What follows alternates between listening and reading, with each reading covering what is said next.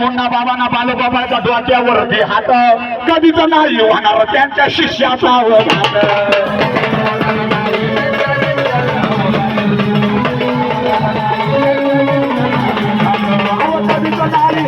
त्यांच्या शिष्याचा